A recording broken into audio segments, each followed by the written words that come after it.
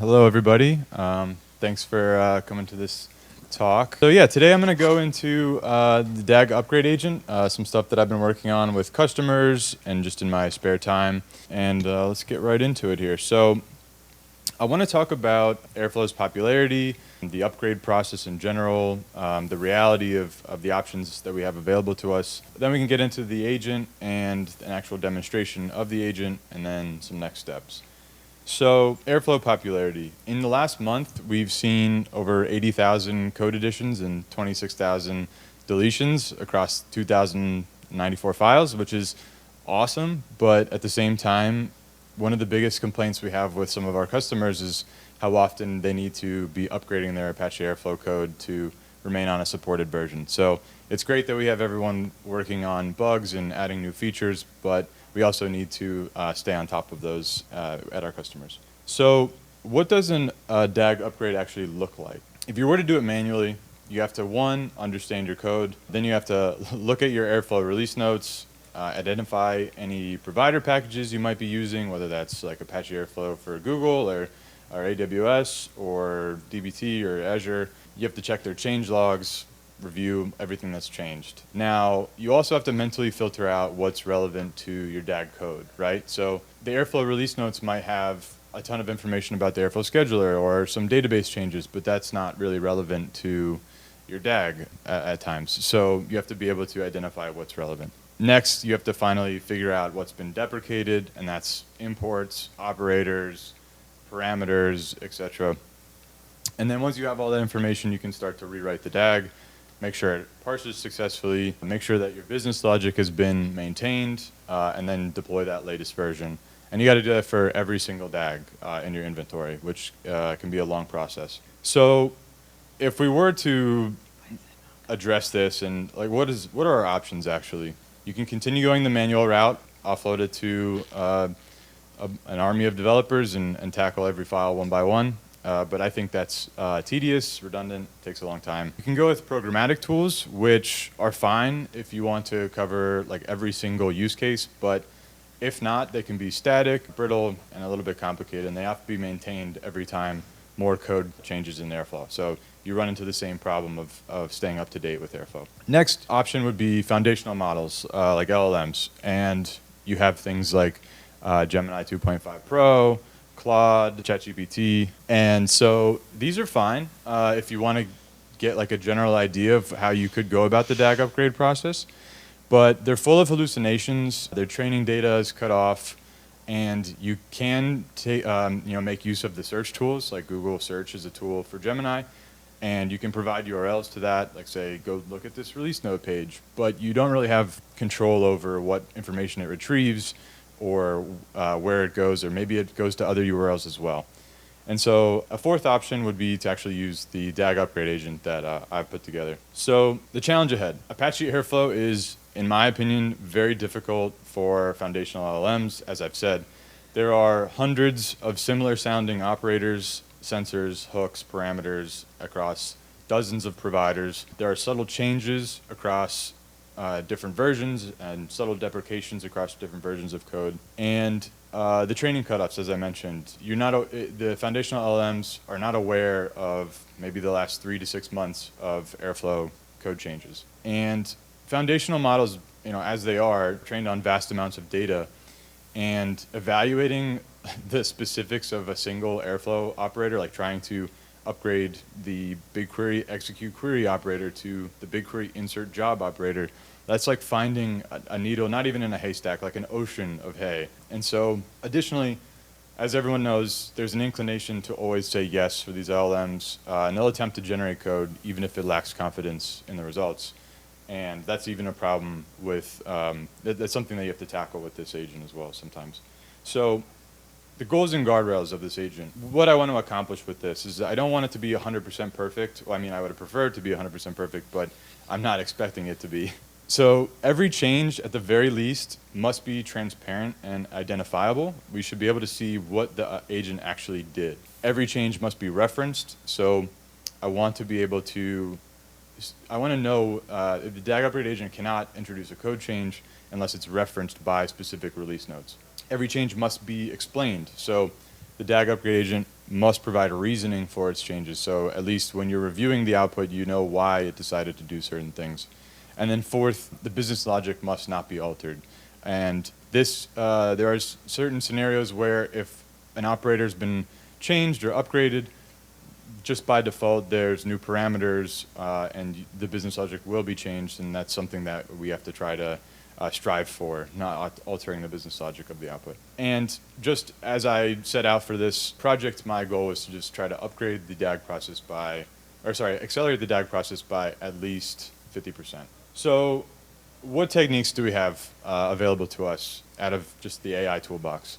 So you can go about prompt engineering. That's just creating the perfect answer to try and get the perfect, or sorry, generating the perfect question to get the perfect answer. There is context engineering, which is essentially throwing as much relevant information at the AI as possible to see if it stays focused and accurate. And in the same general goal, there's retrieval augmented generation, which is RAG.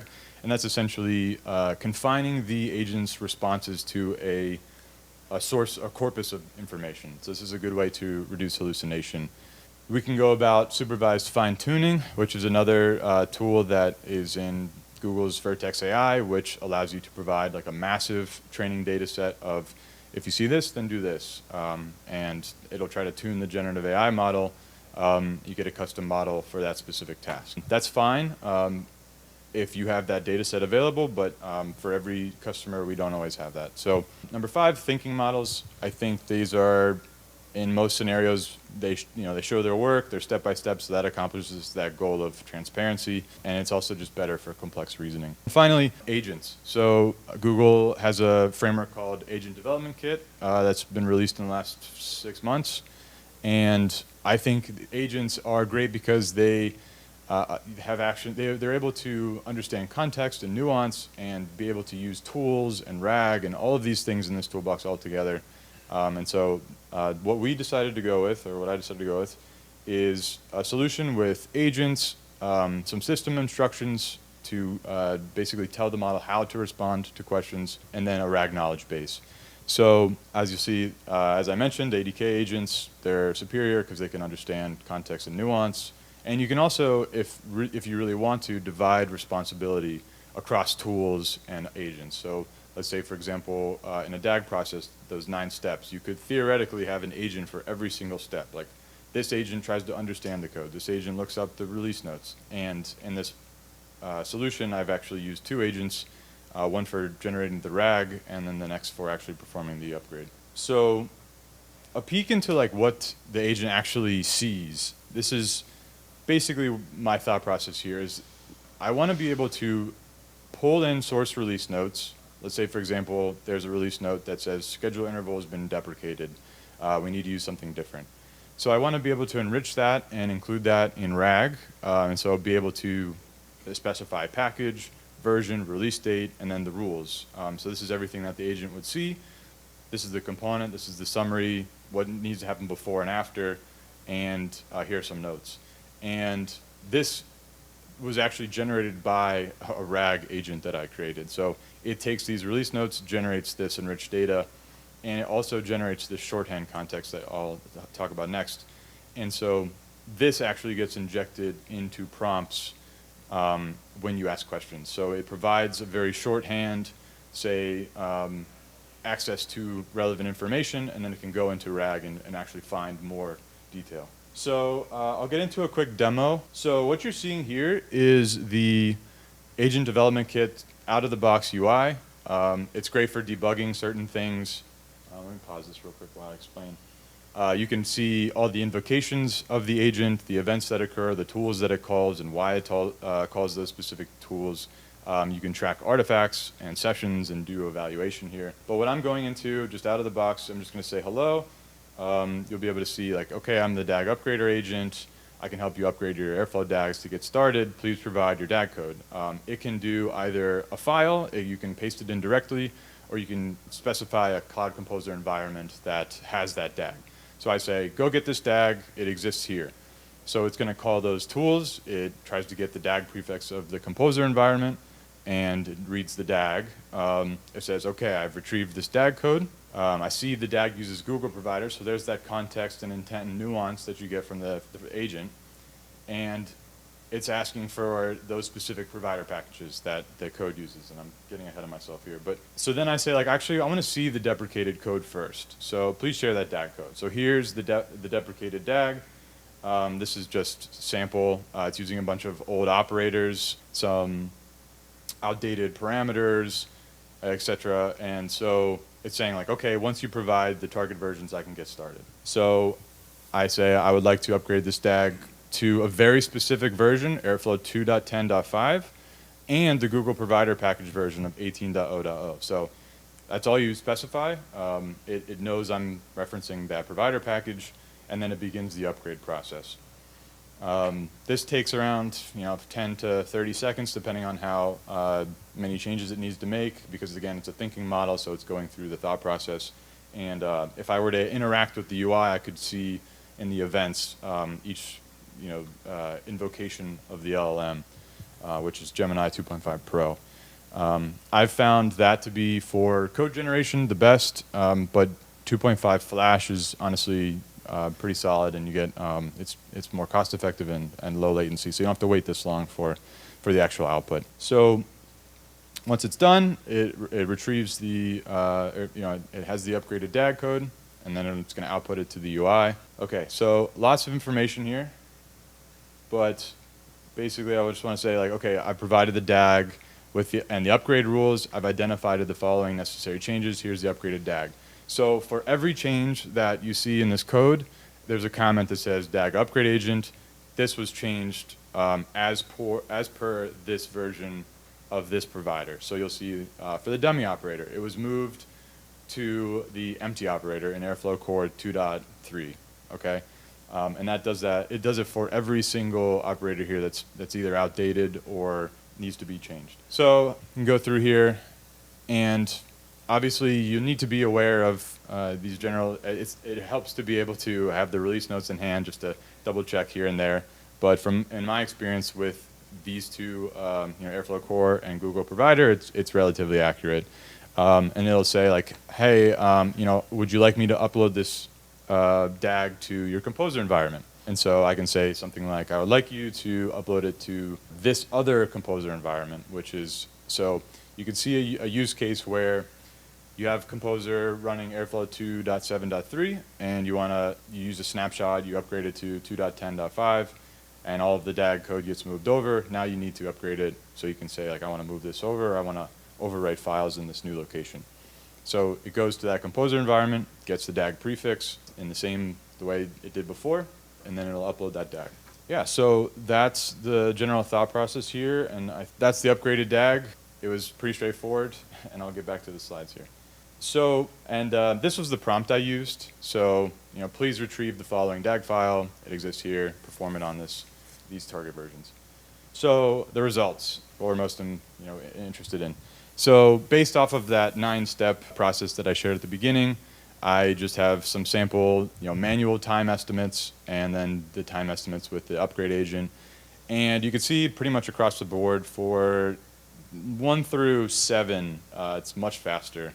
Ensuring it parses successfully, sometimes formatting might get changed, and you need to just go through that. But the majority of your time spent with the DAG Upgrade Agent will be spent focusing on your business logic, ensuring that it's validated. And that's going to be the case for either manual or the upgrade agent. So you could go essentially from 4 hours to 60 minutes with a single DAG. So next steps. There is always going to be room for improvement. So continuously enhancing the RAG data quality, the scale, and the freshness of the data. So a new version comes out, we have to upgrade the RAG knowledge base with the new versions. Vertex AI offers RAG engine, which is pretty great. You just upload DAG files, or upload RAG files to GCS, Google Cloud Storage, import it into RAG engine, and you're good to go. I would like to add support for more providers. So Kubernetes, for example, would be a great CNCF Kubernetes provider. Potentially frameworks for you to be able to provide RAG knowledge for custom operators that you have or business logic. There's the opportunity for agent tools of different edge use cases. Let's say, for example, I want to list all the DAGs in a composer environment, or I want to upgrade all of them all at once and spin up a bunch of tool invocations, or maybe I want to, basically the edge cases for user experience are there for improvement. Feedback loops, I think, would be important as well. That upgrade code occurred, but having a tool or another agent that then validates that output and then finally agrees upon the output is a good approach here. Evaluation data sets. So as I start using this more and have a bigger corpus of old DAGs to new DAGs, currently I've just been using the Airflow repo to get DAGs from branch like v2.1 stable and then the v3.0 stable.